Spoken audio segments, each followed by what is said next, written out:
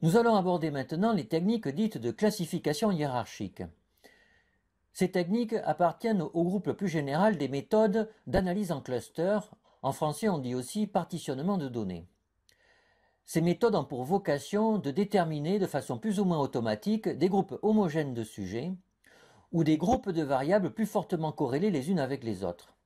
C'est d'ailleurs dans ce dernier cas particulier que nous traiterons en pratique. Voilà donc 5 points sur le plan.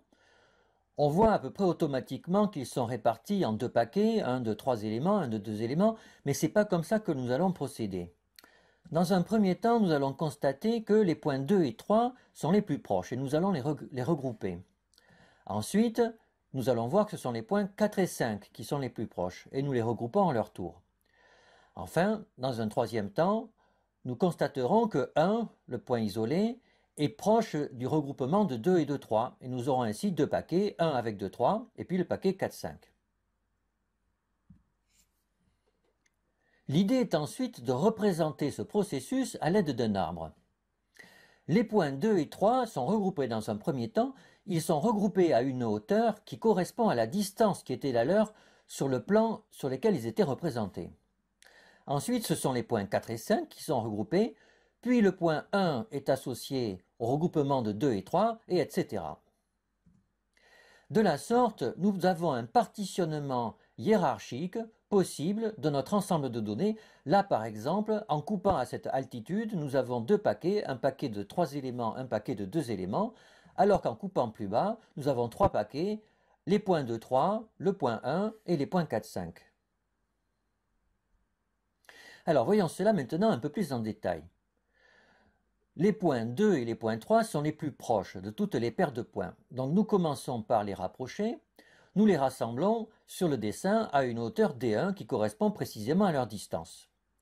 Ensuite, nous fusionnons les points 2 et les points 3 en un nouveau point que nous appellerons le point 6. Il y a plusieurs façons d'agréger les points 2 et les points 3, en fonction de la position où on met ce nouveau point, la masse qu'on y attribue. Nous retiendrons la méthode de Ward dans les applications pratiques ultérieures.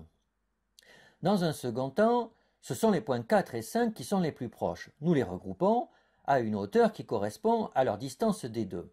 Et là aussi, de nouveau, nous fusionnons les points 4 et les points 5 en un nouveau point qui sera appelé 7. Dans un troisième temps, c'est le point 1 qu'il va falloir associer au point 6 à une hauteur D3, et nous allons fusionner 1 et 6 en un nouveau point qui sera le point 8. Et nous terminons en associant les points 8 et 7 à une hauteur D4. En pratique, les points que l'on va partitionner peuvent être des variables ou des sujets.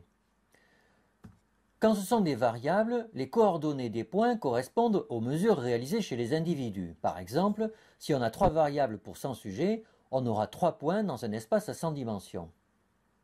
Au contraire, si vous voulez représenter des points sujets, alors les coordonnées seront chacune des variables mesurées sur ce sujet. Avec 3 variables mesurées sur 100 sujets, nous aurons donc 100 points dans un espace de dimension 3. Alors voyons maintenant ce que cela donne en pratique. Dans un premier temps, nous sélectionnons les variables d'intérêt qui porteront l'information et nous les stockons dans un vecteur appelé var comme à l'habitude. Ensuite, nous appelons la fonction R qui permet de faire une classification hiérarchique. C'est la fonction hclust. Elle n'est pas seule, il faut utiliser aussi des instructions dist, t, scale, un peu compliquées. Alors, on commence tout d'abord par le nom du fichier, smp.l, avec les variables qui nous intéressent dans le vecteur var. Ensuite, nous utilisons l'instruction scale qui revient à centrer et à diviser par l'écart type toutes les variables. Ça permet d'éliminer les problèmes liés à une trop importante hétérogénéité dans les unités des variables mesurées, ce qui déstabiliserait la représentation graphique. Ensuite, très important, nous utilisons la fonction t. C'est ça qui va déterminer que la classification portera sur des variables et non des sujets. Si vous enlevez t, ça sera une classification hiérarchique de sujets. Si vous mettez t, ça sera une classification hiérarchique de variables. Ensuite, la fonction dist permet de calculer la matrice de distance entre les différents points variables. Enfin, nous utilisons l'option méthode égale var afin de déterminer comment on agrège les différents points les uns avec les autres. On termine par l'instruction plot qui permet d'obtenir la représentation graphique.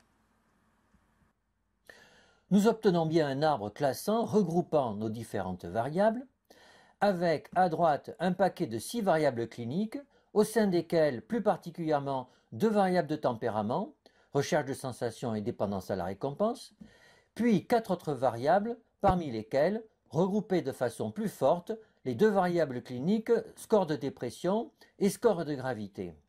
À l'écart, nous avons 2 variables non cliniques, l'âge du détenu et son nombre d'enfants. Alors, la classification hiérarchique permet de représenter ainsi de façon assez synthétique les patterns de proximité qu'il y a entre les variables. Le gros avantage par rapport à l'analyse en composantes principales, c'est que la classification hiérarchique peut être faite et fonctionne bien sur un grand nombre de variables. Les arbres de classification sont fréquemment associés à d'autres techniques de représentation de regroupement de variables, notamment dans le cas des matrices de corrélation. Ici, la fonction heatmap permet d'obtenir une telle représentation en association avec la fonction core. Nous obtenons une matrice de corrélation où les corrélations sont symbolisées par des couleurs avec un gradient de noir et de blanc. Le noir est d'autant plus foncé que la corrélation est élevée et les variables sont rapprochées les unes des autres en fonction des résultats obtenus à la classification hiérarchique. Et nous retrouvons ici aussi que l'âge est fortement corrélé au nombre d'enfants, que la variable dépression et le score de gravité sont aussi fortement corrélés, ces 2 variables étant corrélées dans une moindre mesure à la variable évitement du danger. On a ainsi une représentation assez synthétique, assez facile à lire, de la matrice de corrélation. Et maintenant, il vous reste à reprendre l'ensemble des instructions, somme toute assez faciles à utiliser.